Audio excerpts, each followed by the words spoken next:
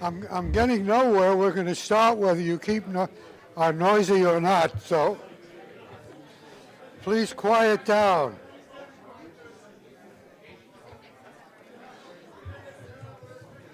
For those of you talking so loudly you don't hear me, please shut up for a few minutes so you can listen to the speakers we brought here for you. I'm not sure what order they're going to go, but we're lined up. Somebody put, I guess Phil Martin has some slides he's going to show, and someone brought those up, so I'll start with Phil Martin, who's going to be the next speaker. Somewhere over here I have their biographies. You have their biographies. You know them. Phil is at the University of California, and Davis worked on migration issues, well, for as long as I know him, but I guess he's done some other work and other things at other times. He'll go first and speak for, I guess, about 15 minutes or so, and then Rafael Fernandez de Castro. And I know exactly when I first met him, and it's many, many years ago, and he'll follow up. And he's now, I guess, he had been with the presidency, and I guess he's now back at ITAM. You have their biographies in this material, and I won't repeat it. Phil, the floor is yours.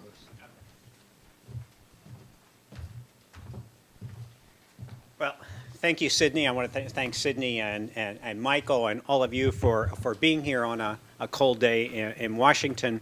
I'm going to sort of take my 15 minutes to sort of some of what you've already heard, summarize it again, and perhaps give a slightly different twist. But my sort of charge was to leave you with the idea of this last point here, which is, why do we always start out saying the Mexico-U.S. migration system is broken and no one would design the system we now have? And the answer is really simple.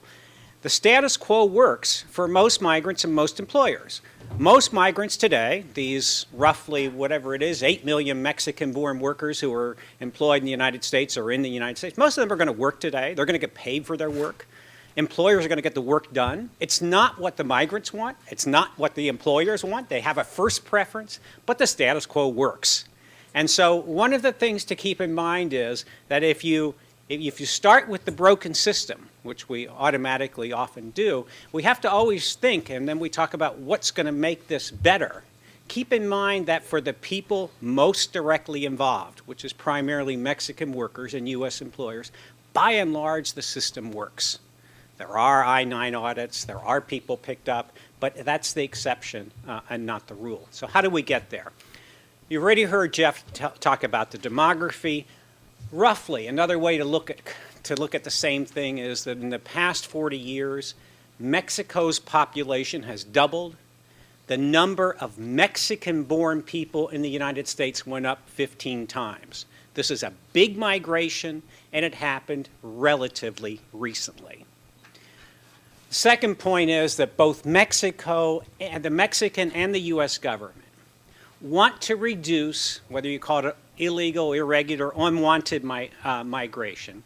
And they actually have had some policies to try to do that. Those policies have not always worked as expected. Whether it's a fence that has the catching effect, whether it's NAFTA that speeds up change in Mexico, a whole lot of things. But basically, governments that try things that don't work often don't have as much credibility the next time around when they say, now we figured it out, now we know what we can do moving forward. So it's easy to criticize. It's much harder to come up with something, especially in an area like this, that sounds credible to those who don't follow it as closely as many of you in this room. You all know the U.S. migration policy options, roughly 3. We can keep going, status quo, as we've been. We can have an enforcement-only, enforcement-first approach, as the House approved in 2005, or we can do comprehensive, which is the buzzword for some combination of enforcement, legalization, and more guest workers. The problem we have in dealing with Mexico, United States is that regardless, we know the demography has changed. There's still significant emigration pressure in Mexico, as we know. There's perhaps even proportionately more in Latin America, but it's really hard to persuade a skeptical U.S. to liberalize Mexican migration if there's no light at the end of the tunnel. And so that's kind of, when we look at root causes, we all know what the solution to unwanted Mexico-U.S. migration is. It's development in Mexico. We all know that. The question is, at what point, remember the whole enchilada in 2001 was all about the U.S. making changes, all about the U.S. liberalizing. And how do you liberalize if you're not reasonably confident that the migration is coming toward an end? And that's why we end on this idea that we still stick with status quo. By and large, it works. And it is the second best solution for advocates who can't get what they really want. So basic numbers you already know that Jeff has gone through this in detail. 10% of Mexican-born people are in the United States. If you include the U.S.-born children of Mexican immigrants, then you've got at least 20 million people who would otherwise be in Mexico are in the United States. And we all know that Mexico used to have far more people, a far higher percentage, and a far bigger number of people in rural areas, and it's the rural areas of Mexico that have the most poor people and the most extremely poor people. Mexico is an example, like China, like India, many other countries, of probably the biggest human resource change happening early in the 21st century. Agriculture is still the world's #1 employer. About 40% of the world's people are employed in agriculture. You don't need 40% of the world's people producing food. United States happens to do quite well with less than 2%. And Mexico is shrinking the number of people employed in agriculture. So is China. So are many, many other fast-growing, middle-income developing pressures. So Mexico will have to move when it reaches a higher income level, many people who are now in rural areas into other jobs, urban jobs. The question is, where will those urban jobs be? Will they be in Mexico, in the United States, or in Canada, or somewhere else? You know, there's a lot of government ambivalence about thinking about migration. I mean, the Mexican government, I'm sure, wants jobs for its citizens. It talks about the value of remittances. It worries a lot about border violence and the legal status of Mexicans in the United States. The U.S. government has a very hard time coming up with effective policies to deal with employers who want to hire Mexican workers. It's still true today that not all farm workers, for example, are Mexican-born. The fastest growth in hired farm workers in the United States is from a country you never would guess. It's Thailand. The fastest growth from a small base is in Thai H-2A workers. We've always had a lot of Mexican workers, and I should hasten to add that the number of Thai hired farm workers is something in 2,000 to 3,000 range, but it's up from very small. And so therefore you get a big percentage increase. But it's really hard for the U.S. government to say no to employers who want to hire Mexican workers. And it's very hard to come up with an effective strategy to keep them from hiring Mexican workers. So the starting point for most of our discussions is we have a bad system, but it's hard to come up with a way to fix it. Remittances, you all know. Now you look at the history. For roughly almost 30 years, we had regulated Mexico-U.S. migration in the 20th century. I mean, we had two periods in which the United States government approved, by and large, the recruitment of Mexican workers. And those periods, of course, remember, it's hard to believe now, but the U.S. government employees went into Mexico in the 1940s and helped to recruit Mexican workers to come to the United States. But of course, it wasn't just recruitment.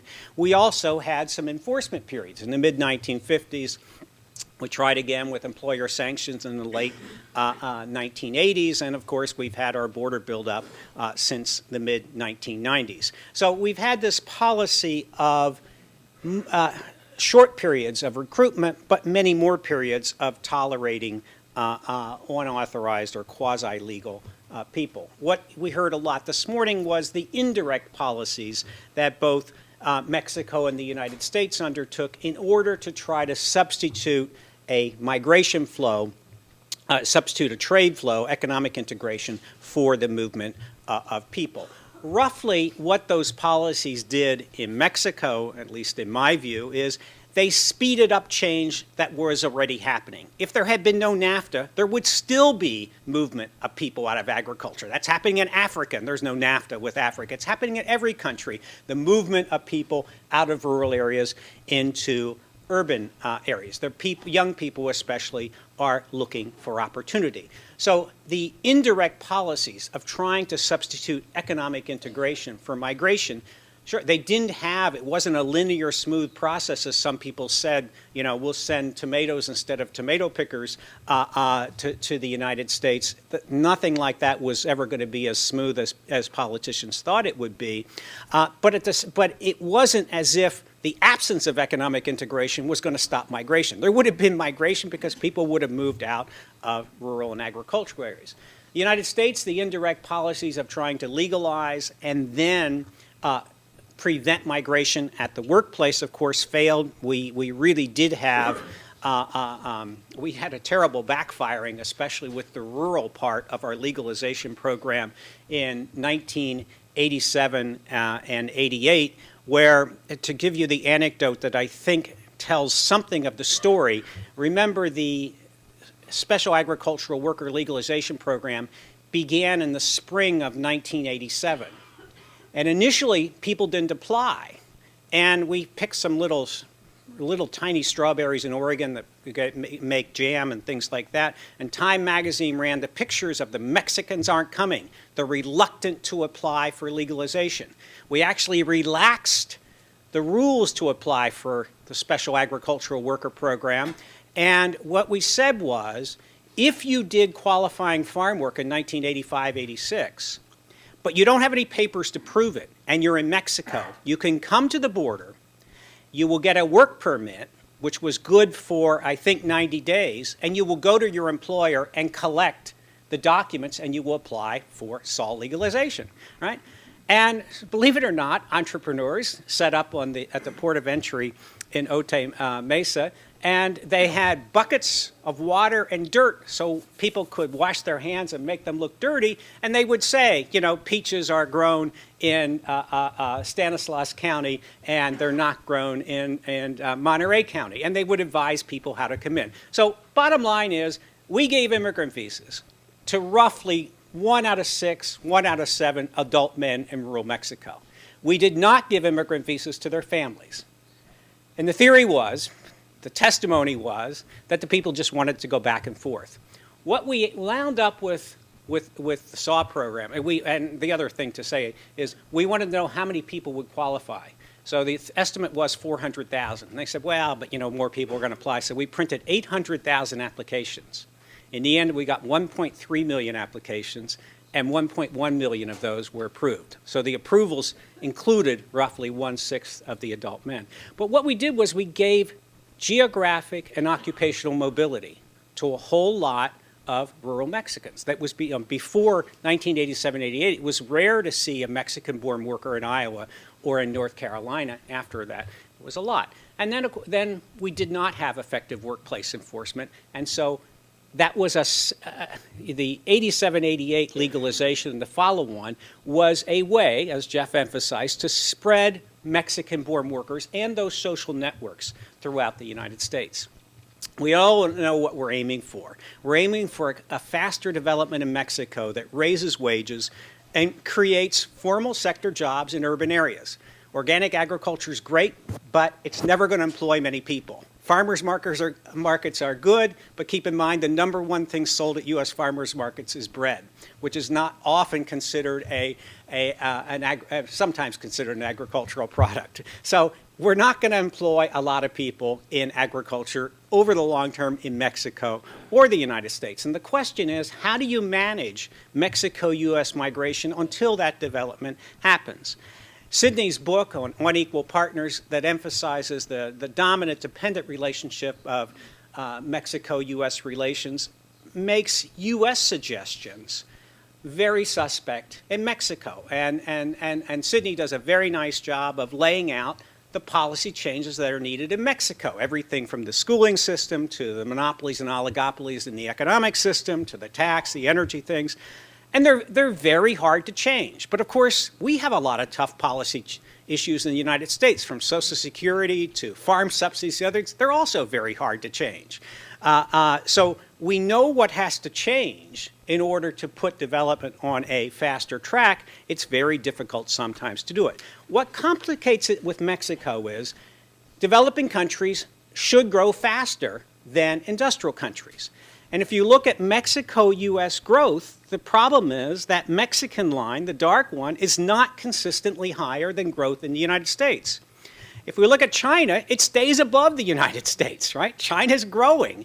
And so you could, if Mexico were growing twice as fast or 3 times as fast as the United States consistently, year after year, you could say, yes, the basis is there for seeing light at the end of the migration tunnel. So now we know that that hasn't happened, so what are the options in the United States? Well, what we've been doing for the last decade, the last 15 years, is essentially a status quo migration policy. What does that mean in practice? It means we're building up fences, we're hiring more Border Patrol agents. We're now in the last several years doing the audits of the I-9 forms that new employees fill out, and we know what the effects are. It's the caging effect, the seawall effect. Once people come, they stay. We know there's more smuggling, more deaths. But the real thing that happens at the workplace is we're getting circulation of workers. We have low-skilled Mexican workers in the United States. What workplace enforcement does is send them from one employer to another. What that does mean is no training, no productivity improvement, no wage improvement. And so that's the direction that we're on. We'll get better at that, but by and large, the I-9 audits that have been done, at least in rural areas where you can trace things, just circulate people from one employer to another. We could go on an enforcement track, and that means something like mandating that all employers have to check the new hires and maybe find out quicker that someone is not authorized to work here, circulate people even faster. Eventually, if that system were to ramp up, it might discourage new people from coming. As we heard, as Augustine said, it is more difficult for people without good connections to social networks to find jobs. There may be some attrition, although there's very little evidence of attrition through kind of enforcement, through the enforcement we've had so far. And finally, we could do some sort of comprehensive immigration reform, and you all know that means enforcement, earned legalization, and some kind of new guest worker programs, lots of details. And the main thing about anything comprehensive is, in 1987-88, it was simply sanctions and legalization, and those two cogs worked together very differently than what we thought they would. Now we're talking 3 cogs, and I would defy anybody to accurately predict exactly how they will wind up interacting. We did have our comprehensive immigration reform that was approved in 2006 and not in 2007. We know what many of the issues are. It is really hard to get government databases to be 100% accurate. You do have to figure out who's responsible when somebody doesn't get a job because there's a mistake in the government database. And we don't really know how to set hurdles for legalization. Administering guest worker programs, this idea that just cooperate and figure out how many people are needed and then bring that number in. There's not very much agreement on exactly how many people are needed. Did we need people to pick cotton in the 1950s, in which we stored because we thought we needed to build up a cotton stockpile? And you can get into big arguments about exactly who's needed and who's not. So where are we now? Well, we know that there's a significant number of Mexican-born people living in the United States. And we know that there are still a significant number of people living in rural areas of Mexico. And if Mexico is going to reduce the share of workers in rural areas to what is typical for middle-income developing countries, that means a fair number of people, something in the order of 15 million people, are going to have to move, and a good number of them are going to have to find alternative jobs. Augustine and I, about a decade ago, developed an X diagram, very optimistic, saying, remember, demography is real. The birth rate fell. The number of new labor force entrants is going down. The other side of the diagram was formal sector job creation in Mexico is going to go up. We've got NAFTA. The economy is going to grow faster. Where the two cross over should be the start of less Mexico-U.S. migration, the peak of the migration hump and then coming down.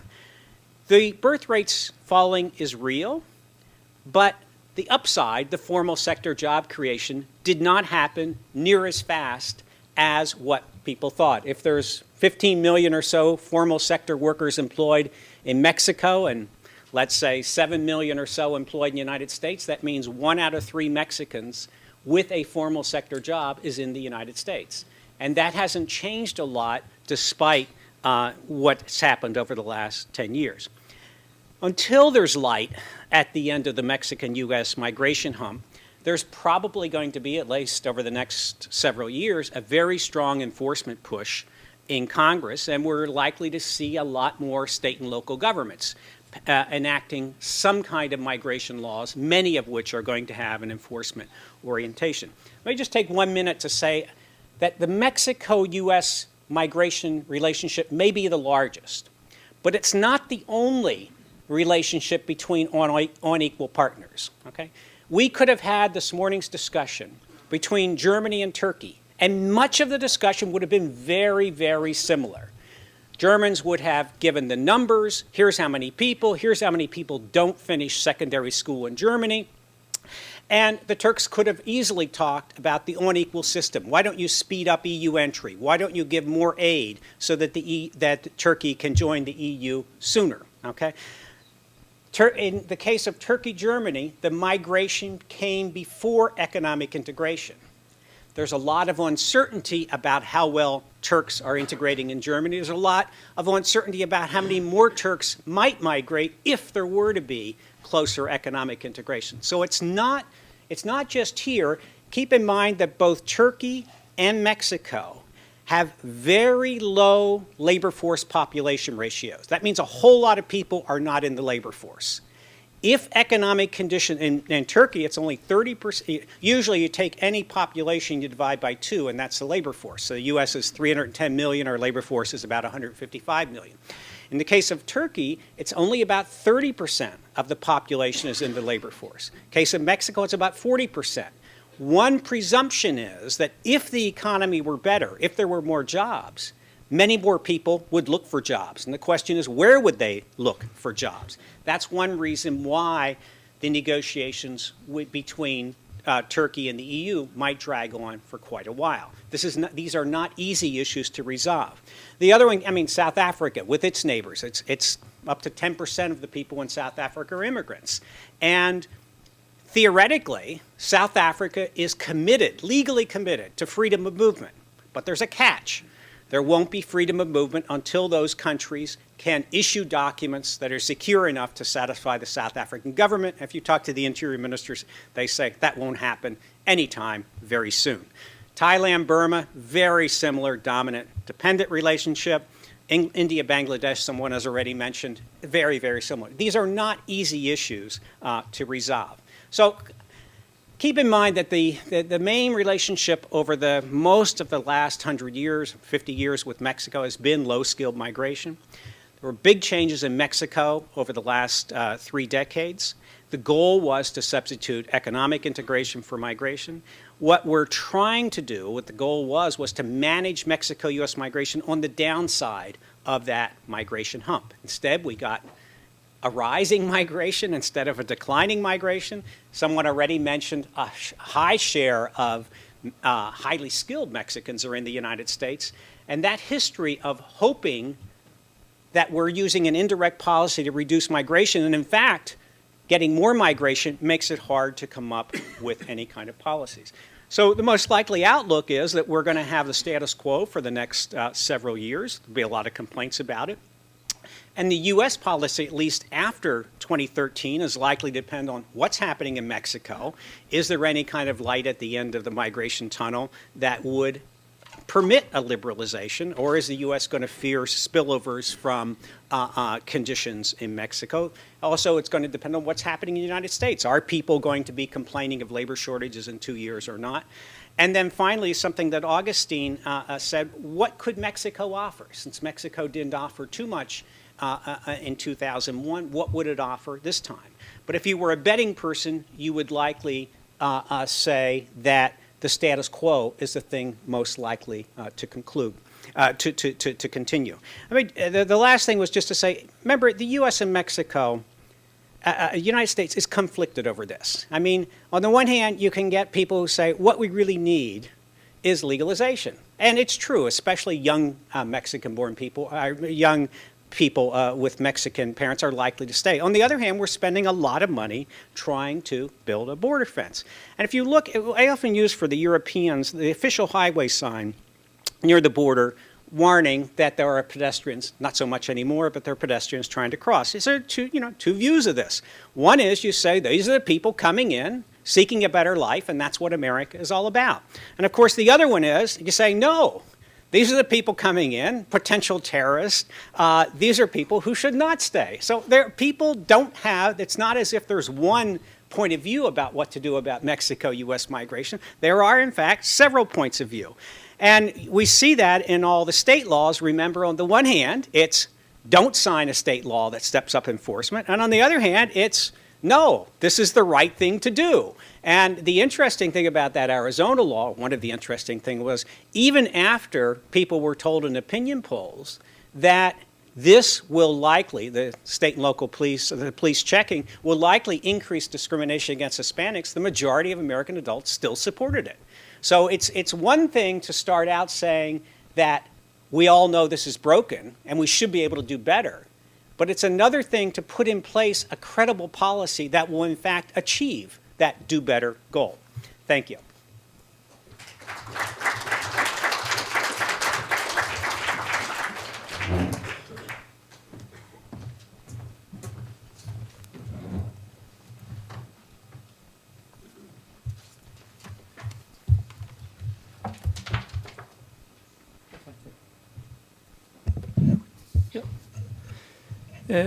First of all, thank you, Sidney, and thank you, Michael, for being so patient with all my travel arrangements.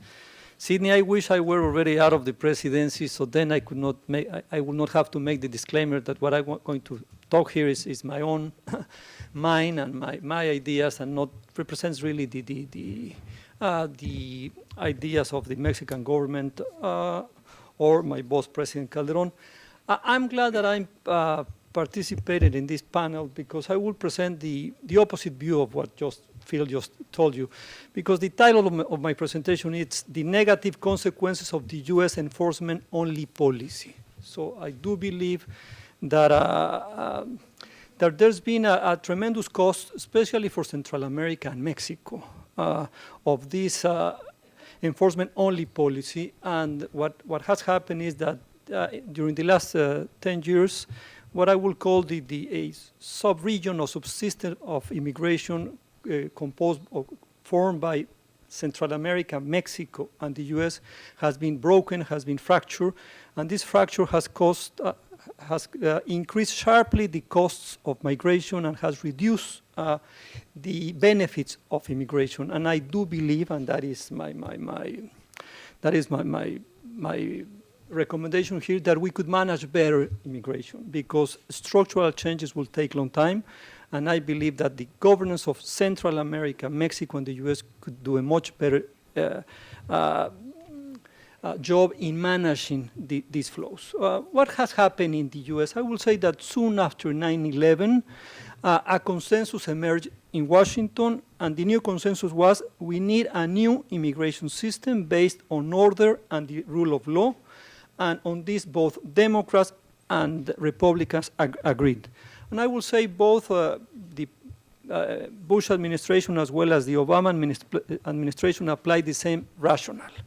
let's put in place first the enforcement, and this enforcement will give you eventually some space to pass immigration reform.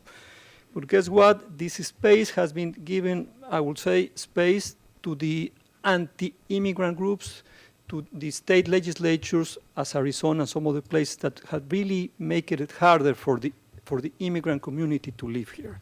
I will say put it another way, I will say that for almost 10 years, the stick of the immigration reforms, more enforcement has been in place, and of course the carrots, the earned regularization and guest worker programs are still far and away. And here is why we're having negative consequences of this. Why I talk about this subsystem? Well, it's very simple.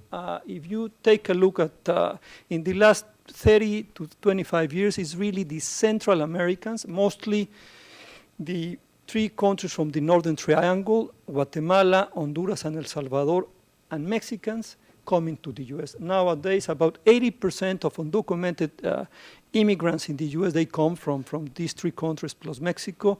So this is really the subsystem. And I will say that we must concentrate in this subsystem. I've been trying to do this for the last 7 or 8 years.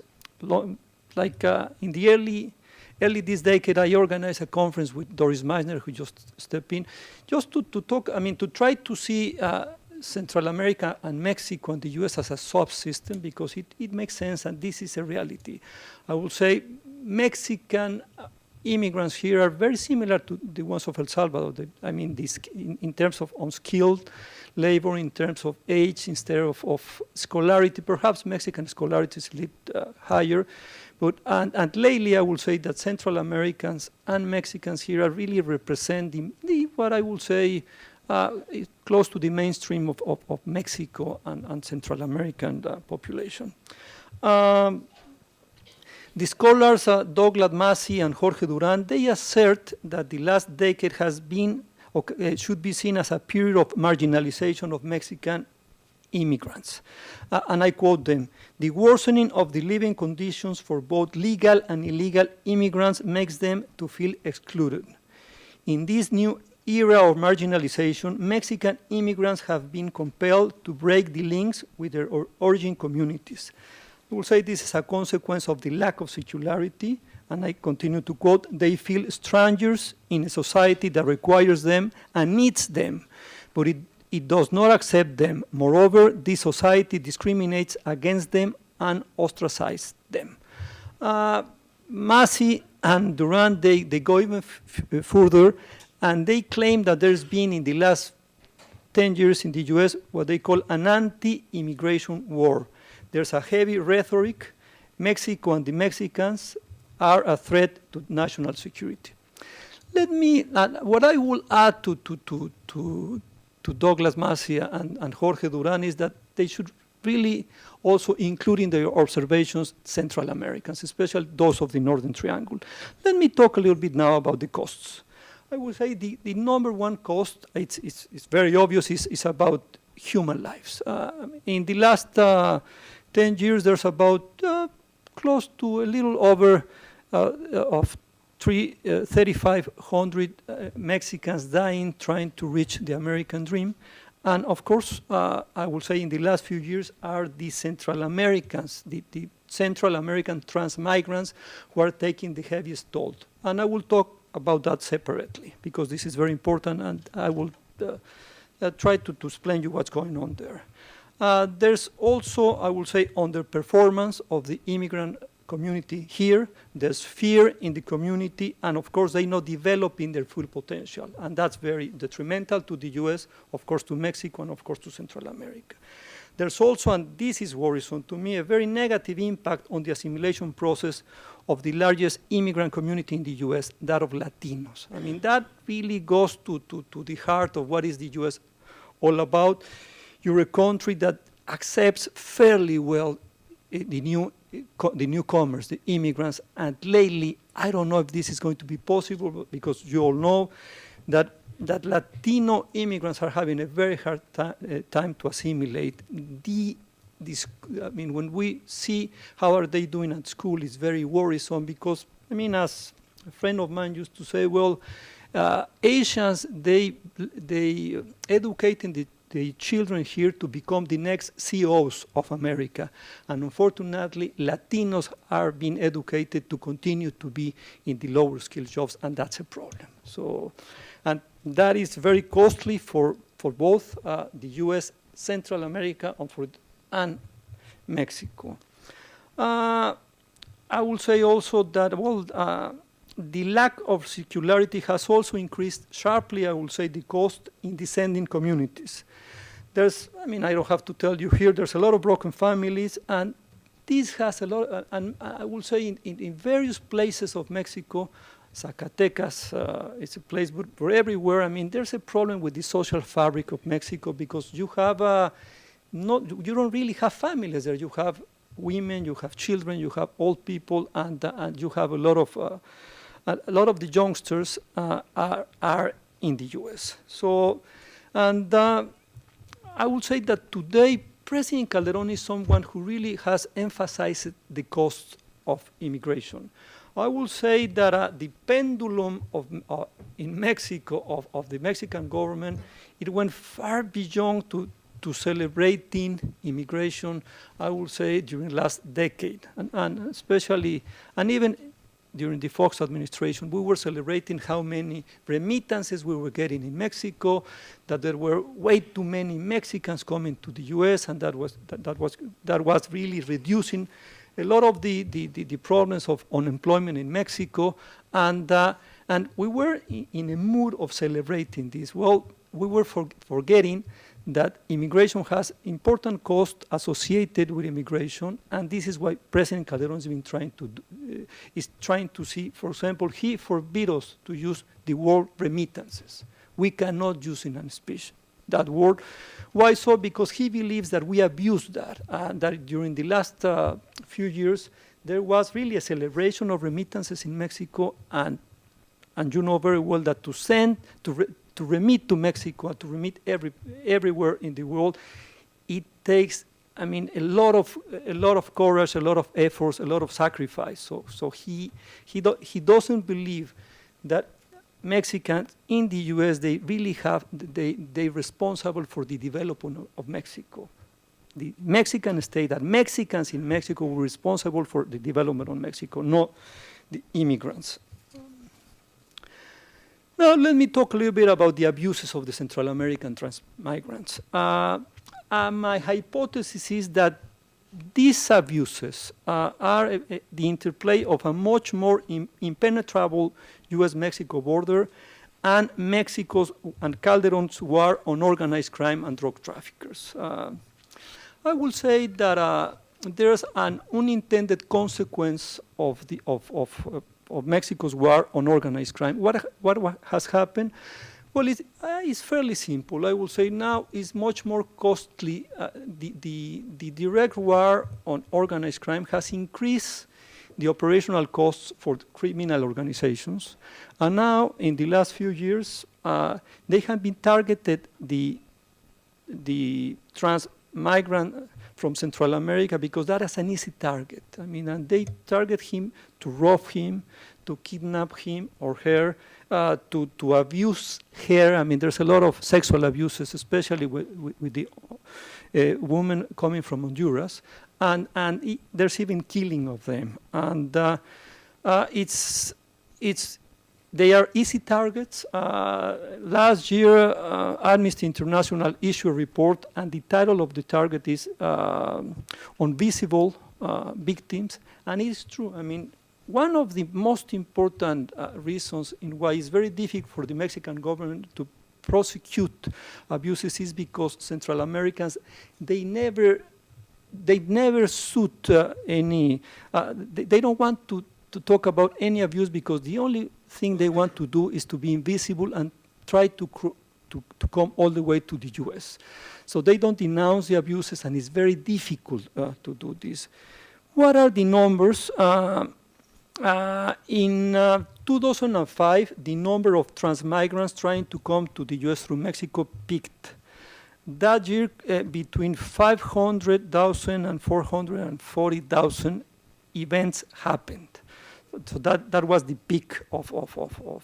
And those numbers have been drastically reduced, about 70%. And in the last 2 years, there's been like 140, 150 events. And out of that flow of transmigrants, 95% are from Central America, mostly Guatemalans. 43% is from Guatemala, 36% from Honduras, 16% from El Salvador, and 5% from other countries, mostly Nicaragua and Cuba. But there's also, people from everywhere, from India, and I know it's very expensive from Indians to come across Mexico.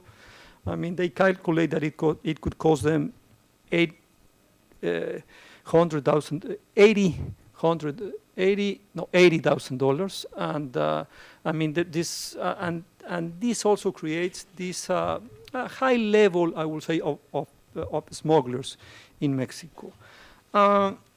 Also, in the year 2005, deportations peaked.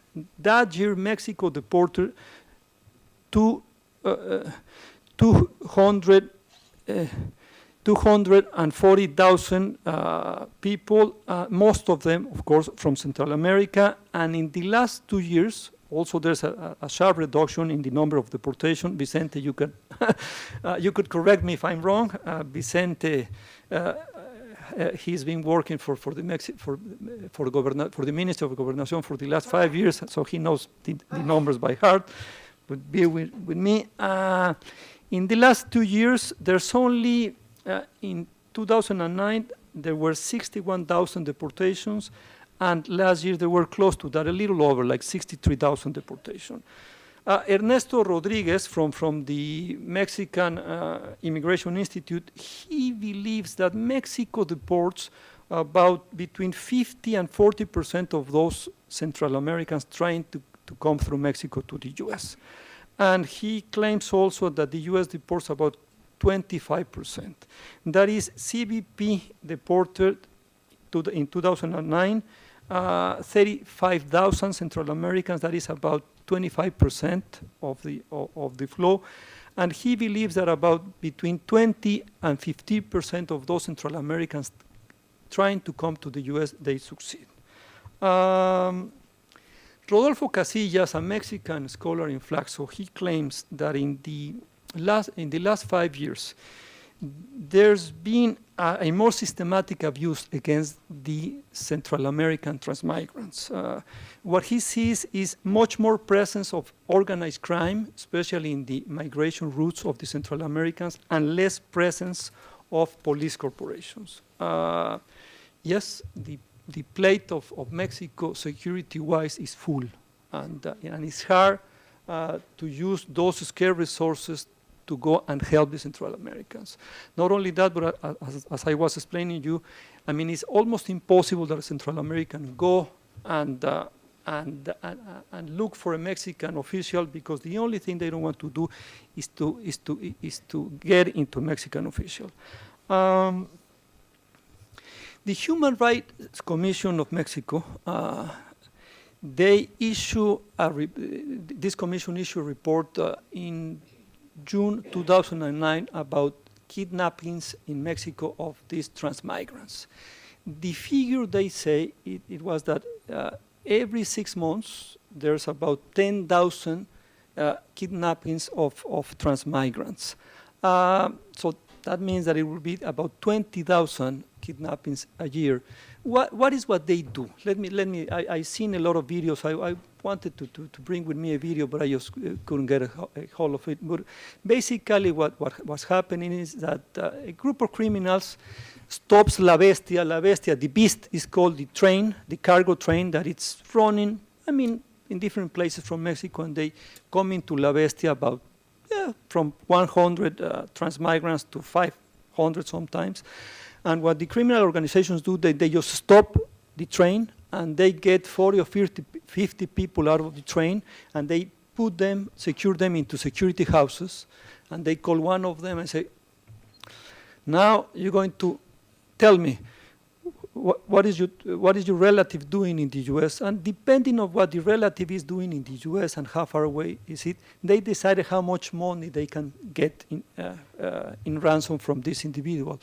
So they basically ask them for $2,000, $3,000, $5,000, and if they don't get the money or they refuse to call the relatives, they just shot them there in the site. So the other ones become fearful, and they all ended up paying for this. Well, we have a problem here with the number of kidnappings. Last summer, I was in charge of looking at this report by the Human Rights Commission, and I'll tell you, I mean, the number has a problem. I put together a group of scholars and statisticians from INEGI and from the Colegio de la Frontera Norte, and they conclude that the methodology of the Human Rights Commission is not the most appropriate one to do this. And some other activists, and they claim that no more than 1,000 kidnappings take place in a year, but frankly, we don't know.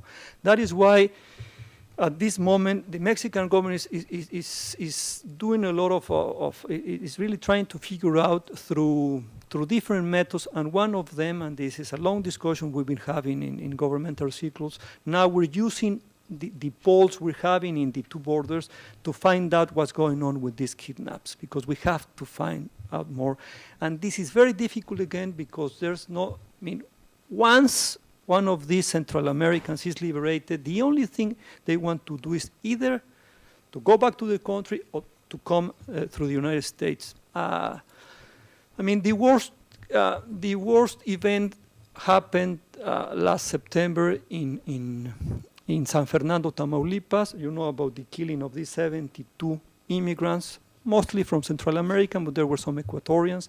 And we know fairly well about this terrible episode because there were two survivors. And what was very telling to me is that one of the Ecuadorians who survived, who had paid $11,000 to the smuggler to come all the way from Ecuador to the U.S., well, when he found out that he was so close to the U.S. border because he was already in Tamaulipas, he said, well, I don't care. I just want to continue and go back and go to the U.S.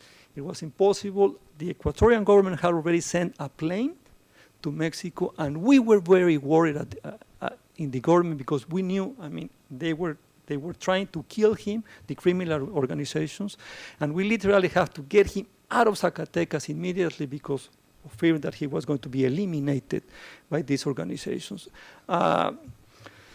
So, I mean, this is a very heavy cost of what I would say a broken system of immigration. Let me offer, to finish, let me offer some reflections of what the governments can do or cannot do on this. I mean, first of all, I would say, to me, the single most worrisome fact is that there's very little dialogue between the governance of these 5 countries. Guatemala, Mexico, El Salvador, Honduras, and the U.S. Very little dialogue. Early on in the Obama administration, when Janet Napolitano came the first time to Mexico, Secretary Patricia Espinosa proposed to her to organize an immigration dialogue because we haven't had it for years, and she agreed. And this was an idea of the late Carlos Rico, and unfortunately, this never happened. Why? Because a lot of U.S. officials believe that this dialogue could hinder or could damage the possibilities of immigration reform. So basically, we have had no conversation in the last few years on immigration matters, and this is something that it's difficult to believe.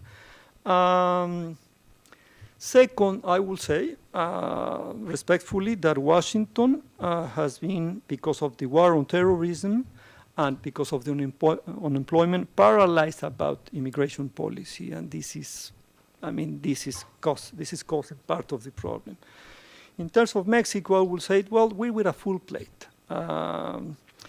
In terms of Mexico vis-a-vis the U.S., I will say President Calderon, he has been very responsible. What I call responsible? Well, he he knows that he will gain very little out of bashing the U.S. for not having immigration reform, so he has to be very, very disciplined. Off and on, I kept on calling Sidney Weintraub. I said, Sidney, should we say something just recently when it was very sad when the Senate didn't pass the DREAM Act. I called on Sidney and said, should I write a memo to my boss asking him to say something? No, you will not get anything out of this. This is what I'm calling that he's been disciplined. And this is for him the lesson of the Fox administration. Fox was very adamant, was very vociferous on immigration, and we got very little. So President Calderon has been trying to get expectations low on this. He knows it's very hard, and but still, I gotta say, it's difficult not have this full dialogue with a so close partner of like the U.S.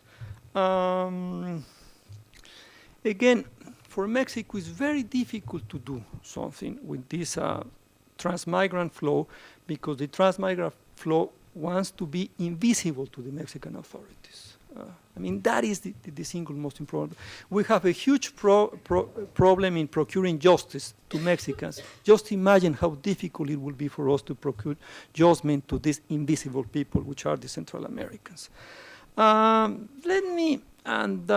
This is something that when Raul was talking about this sort of forced migration, it came to me, I remember, and let me share this with you, a dialogue that I have a few years ago with this Honduran woman in Tapachula. She was back then like 22, 23 years old. She had 3 children, and she decided to come to the U.S. through Mexico because she had 3 children and from 2 fathers, and the 2 fathers were already in the U.S., and of course they were sending little money to her, so she decided to come. Here, in the beast, in the train, she had an accident, so she lost her 2 legs, and I was asking her, how come you decided to come? She told me her story about her 2 sons, and in a way she was telling me, I was forced to leave Central America, and indeed, she was forced. There's in the Mexican southern border, there's, it's a land, I would say, it's a very difficult land. It's a land of difficulties, of informality. But there's also very good people. There's literally angels there. There's a woman by the name Olga. She had very bad cancer 15 years ago, and she said that she pledged to God that if she were to recover, she would dedicate her life to help the victims of the train, of the beast. And she has this wonderful shelter. Sometimes there's 50 people in her shelter just getting recovered from the accident. So there's difficulties there. What we're trying to do in the southern border? By the way, the IDB has been very helpful to us, to Mexico, and to Guatemala and to Belize. What we're trying to do, and this is the plan, and we should implement it in an accelerated way in the next 2 years, is about trying to give the southern border more formality than informality. The idea is to create the conditions for formality to be easier than informality. And so we're working very hard on that. The idea is there's about 50 crossings of vehicles in the southern border, irregular, and the idea, the plan is the 5 most important ones, just making it formally, because they are already there. So we have to make it in a way that that is going to be easy to cross formally than informally. So we badly need to do that. About Central America, on this I will say that the government of El Salvador is the single most active one in this. President Funes made a pledge as a candidate that he will be very careful and he will protect the human rights of Salvadorians, and he's been true to his word. He has come to Mexico. They're the ones really, I would say, pushing us, pressuring us in the best sense, in a very diplomatic way, sometimes even in a too humble way, to make us respond. What they're trying to do now, and seems to me that this is something that could help them a lot, Guatemala, Honduras, and El Salvador, they're trying to put together consulates in Mexico, and basically very simple consulates that they could really move into the places where there's more insecurity or where there's more violence against the migrants, because it seems to us that the only way for the Central Americans to talk to someone and to denounce the crimes, it will have to be with their own consulates, because they don't trust us, let's face it. I mean, they feel they're going to be deported.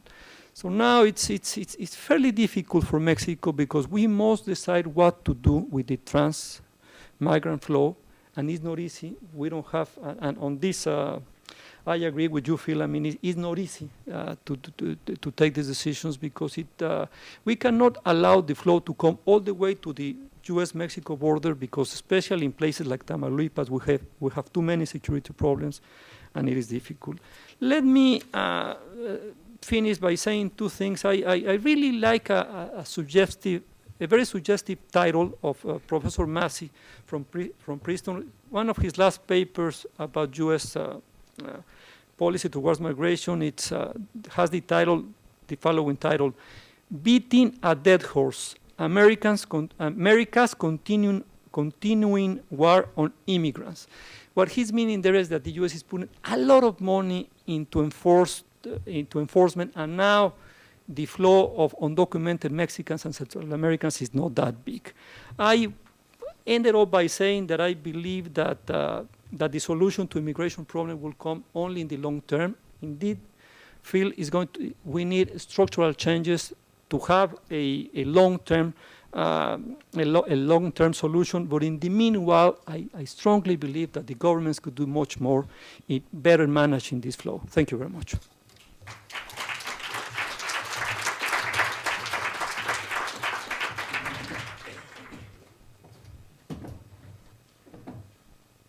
Thank both of you. I want to make 2 or 3 little comments, not questions necessarily. 2 comments, not necessarily questions, and then open it to the floor for questions for you. One of the basic elements of the model that you use, Phil, I've read a lot of stuff, talks about a hump. That something in migration builds up to a hump, gets big, and when it can't get over that hump, then you begin to see changes. I don't know if there's a hump in Mexico. I don't know if there ever will be a hump in Mexico. And how many of your cases have had a hump which really is a meaningful hump? In other words, I look at it and I hear it, and I don't see any peak. I just see ups and downs. So that maybe the 3rd or 4th or 5th hump is the real hump.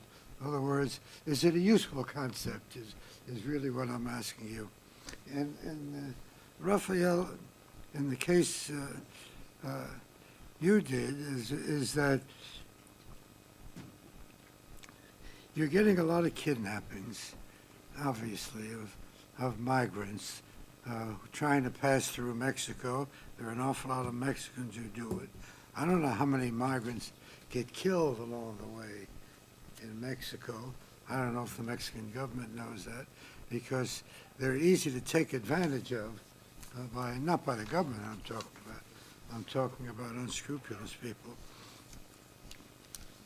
I guess I sort of feel that in a sense we're getting the worst of all worlds. And in some way, we ought to be able to conceive, I can't, but I'm assuming there are people smarter than me in this world who can figure out how to deal with these very deep problems, because people suffer a lot. And I don't mean people just being critical, criticizing nationalistically, U.S., Mexico, Guatemala, anybody. That doesn't help anything. But to make some suggestions that might work, and I guess if I were trying to run this policy, I'd bring together a lot of smart people and have a constant talk on what are the techniques that we can use without trying to cast blame or anything else. How can we how can we deal with the issue of migration and all of the suffering, illegal migration, as well as all the suffering that goes with it, and whether that can be done. I guess, why don't I leave it at that? It has become clear to me that there are an awful lot of people who take advantage. The migrants try to take advantage to get to the United States. They don't want to stop in Mexico, but they want to use Mexico as a transit, and that makes a perfect setup to kidnap them. And that's what's happening. People aren't going to be nice necessarily if they can make money out of these migrants. And I guess what I really want, Phil, my instinct tells me to forget about the hump. The hump is going to get higher and higher and higher all the time. It's going to get worse. I know it's part of your basic doctrine, but if you can't really validate your basic doctrine, I guess I'm suggesting think about another basic doctrine. I'm not smart enough to think of the right one. Maybe you can do it anyway. I'll stop there. I find this a big issue, and I find this a big and difficult issue. Many people are getting killed. Many people are being hurt. The countries get into conflict with each other, don't know how to deal with it. Kidnappings are taking place all the time. In part through that, it's easier to kidnap these people than it is most other people because they're there. That's quite easy to do. Anyhow, I'm just laying out a whole bunch of problems that we don't know how to deal with. And I wish there was some way we were smarter and could deal with them in a more effective way, but we haven't succeeded so far. I'll stop there. Anybody who wants to ask questions, do it. Keep your questions brief. Yes, go ahead. Keep your questions brief. Identify yourself, and please don't give a speech. Just ask the question. Yes, a very, very brief question. What is the role of giving the immigrants a stronger voice in their home countries, giving them representation in their home countries? Because anyone who is important in his own country has a better chance of being important in a foreign country. Let me take one or two more questions, and then I'll ask people.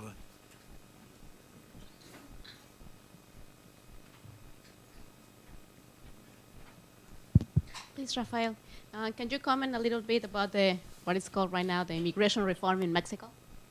I mean, this immigration bill introduced in the Senate in the past months.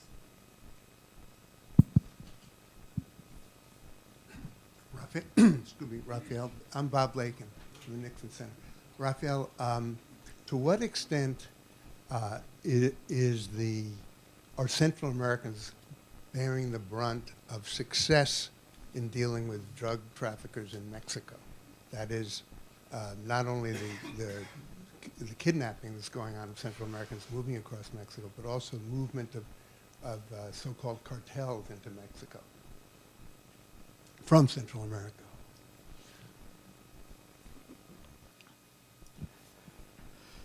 Either one of you have three questions, and so why don't you take the first, because I think the other two were directed at Rafael. Okay. There are a series of countries that sent large numbers of workers abroad at one point in time and did not send them later. All the Southern European countries. And perhaps most important, the idea that some countries, there's a sense that if you give freedom of movement to workers from that country, the number of people who leave will be relatively small. That is, migration is a manageable thing. Croatia is an example of a relatively small country, poorer than Europe, than the European Union that it's looking to join, but there's a sense that there will not be a big outflow from there. I think I guess what I was trying to convey is there was a sense that Mexico was about to turn the economic corner with NAFTA, and a combination of faster economic and job growth combined with that falling birth rate and therefore fewer people entering the labor force meant that by the time you actually hired the Border Patrol and put up the fence, there would be fewer people trying to get in. You don't want to go to the other extreme and say immigration pressure is going to be there forever, because there are fewer people coming into the labor force. There are more people going on to more education. But until, if Mexico were growing at Chinese rates and creating a lot more formal sector jobs, it would be much, much easier to say, let's do some liberalization of parts of U.S. migration policy because the flows will diminish over time. Whereas if you start new programs right now, you could wind up getting more people either in Mexico or Central America thinking of coming to the U.S. It's that psychological thing. At what point do you say that pressures will always be there, perhaps, but that the peak, was the peak 600,000 in 2005 or 6, as Jeff showed, and now will continue to go down, or with the U.S. economic recovery, will things go up again? So I think that's the big question. At what point do things start to get better at home so that people no longer look north for opportunity? I don't know when that point would be reached. But just on the Central America and Mexico, don't forget, Libya is in a very much the same situation. There are thousands of sub-Saharan Africans coming through Libya headed to Europe. Morocco's in the same situation. India's in that situation for Nepalese trying to go abroad. The Nepalese government has banned women from leaving, but they have an open border with India, so they go via India. So it's not unique. The kidnappings and the drug war, the problems may make Mexico very unique. But this issue of dealing with a vulnerable population trying to achieve another migration goal and being victimized as they transit through, and how do you regulate and improve that? That happens in other parts of the world as well. But these are not easy questions, and they certainly do not have easy answers. Indeed, there's no easy answers, Phil. And how many transmigrants get killed in Mexico? We don't know, Sidney. And not only that, what I have been saying for the last few years is that we know very little about Central American migration. we, Jew scholars, me scholar, we have emphasized a lot of Mexico. I would say U.S. Mexico is over-studied, over-analyzed, and there's very little analysis on Central America, and that's why I decided a few years ago to go and talk to the foundations. So the foundations must order the scholars to include Central Americans in their meetings, in their studies, because this is very important. A terrible anecdote. The first time that I came to the Mexican southern border, I met someone who now we have become very close friends.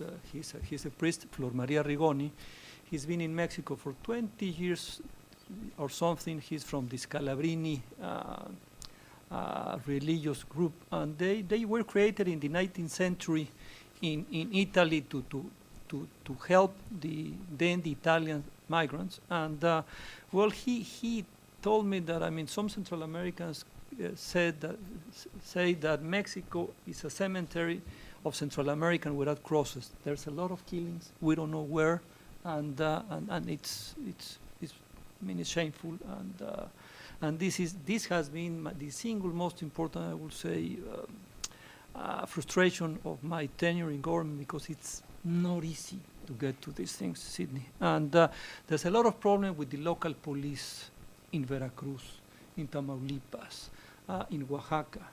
Why in those states? Well, because there's a lot of corruption there. There's a lot of problems, and you get in, for example, a lot of federal government coming into the budgets of governors and municipalities, and that money is not used for security reasons, but is used for other purposes. So it's hard.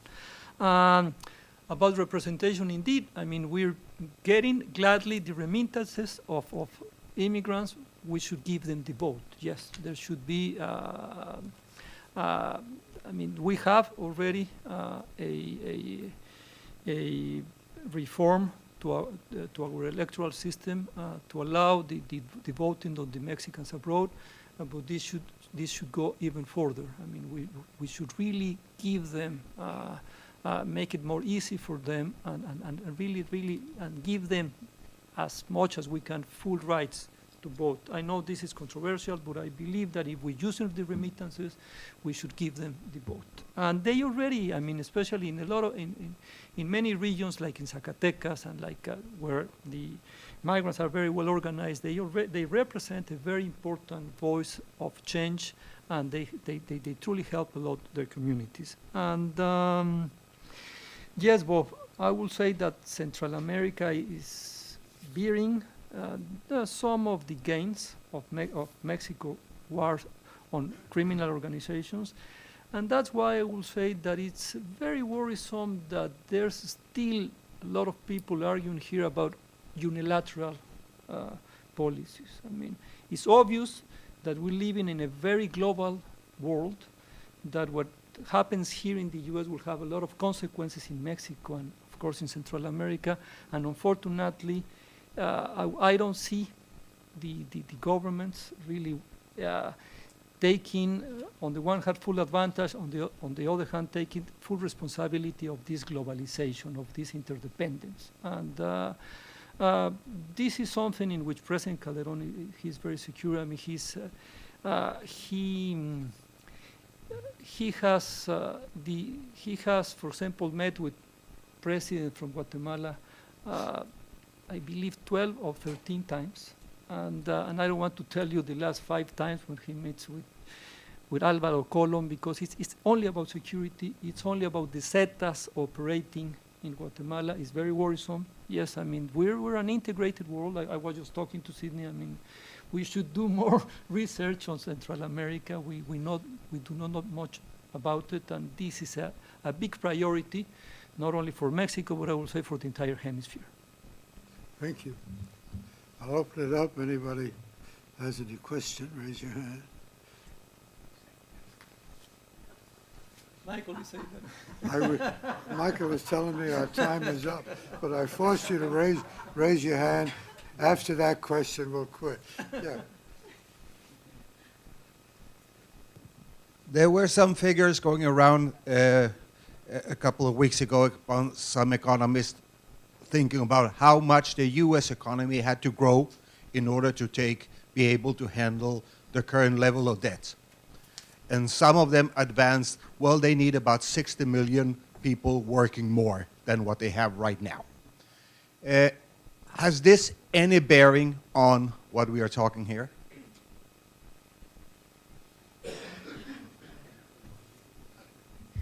Key to economic growth is productivity. It's not people.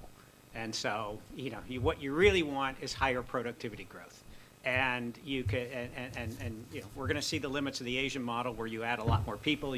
So I don't know anything about the calculations that you're talking about. But what the United States needs to do is it needs high productivity growth that's also going to create jobs along the way. But the key to wealth is productivity.